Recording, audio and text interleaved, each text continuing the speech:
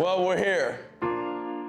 Alabama, Rickwood Field, one of the oldest ballparks in the country. The oldest. Oh, man. The oldest. In your hometown. Yeah, oh yeah, I played here in high school. Well, I rode the bench here in high school. My point is, we are here because this is an opportunity to sit with history. With us are 3 former Negro Leaguers who are gonna sit and give us a little bit of game on what it was like during that entire era.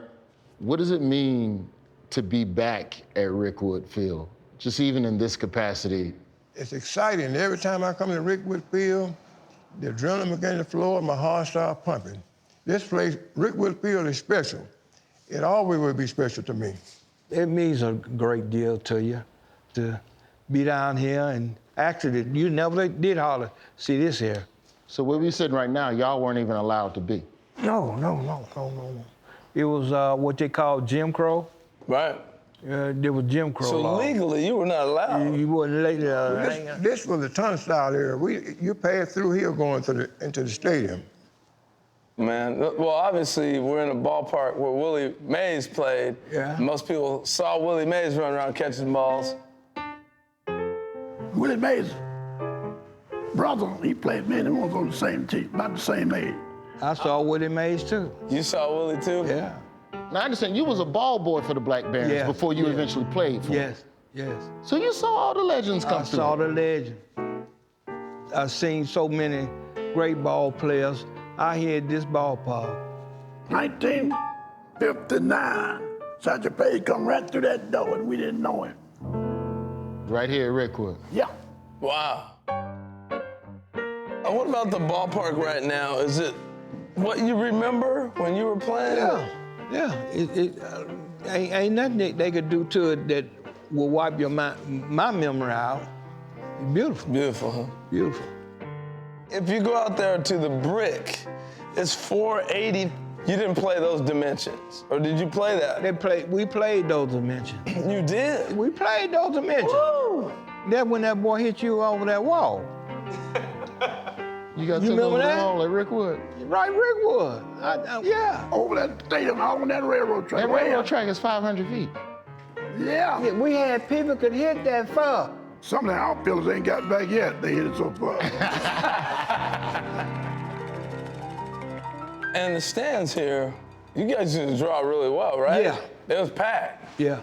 Like when they come to town, it was jam-packed when they come to town. When the Clowns came to town. Yeah. What was so special about the Clowns? What made them the draw? We in the were the Negro? Harlem Globetrotters of baseball. Right. That's what they want. We played good baseball, and we displayed a lot of fun and comedy. Our first baseman, James Nature Boy Williams, he played first base and he wore a dress. Sometimes he would play first base and sit over there in a rocking chair. I didn't like that because I was playing right field behind him. A lot of balls would get by. He's sitting in fair territory in a rocking He's chair. in fair territory in a rocking chair. Yeah, we provided comedy and good baseball.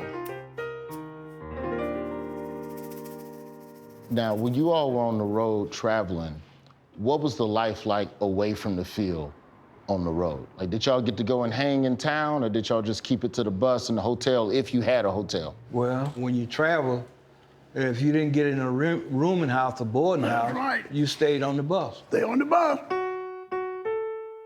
We traveled all over the country, and the living conditions were bad. Yes, sir. I remember we were playing in Missouri. We had to stay in a nursing home. That was the only thing available. Yeah. Sleep right in there with the patients. Wow. Living conditions, it was rough.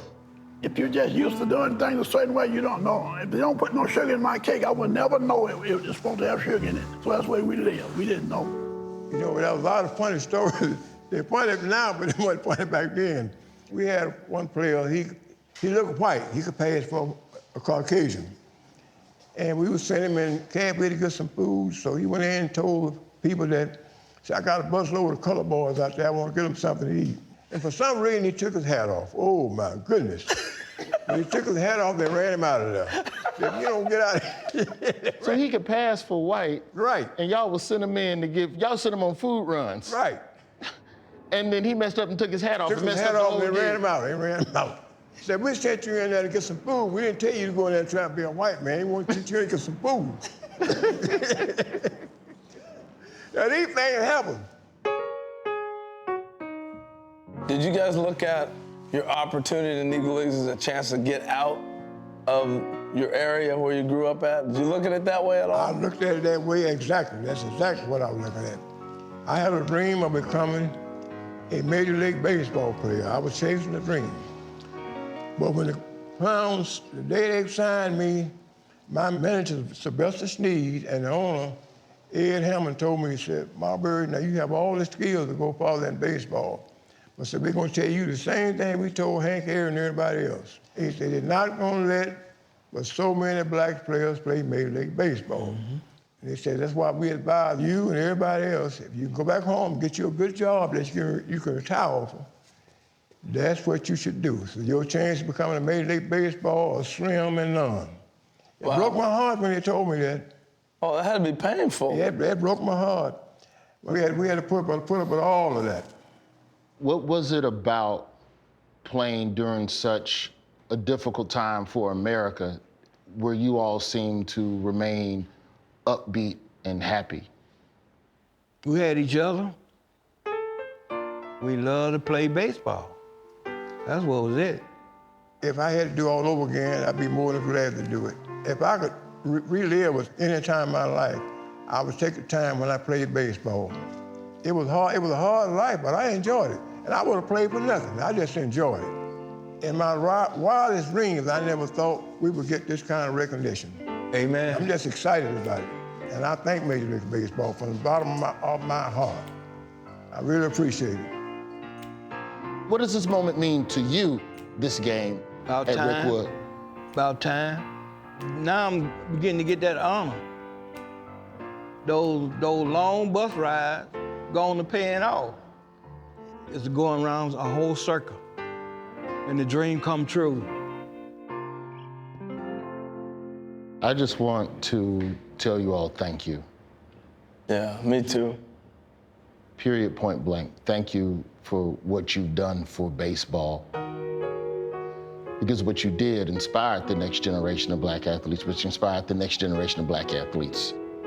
And those were the ones that I grew up watching, the Ken Griffey Jr.'s and the Dave Stewarts and all of those people growing up in the 80s and 90s when I started watching and playing baseball. I'm thrilled to sit amongst you guys, hear your stories, and know the door that you opened for somebody like me.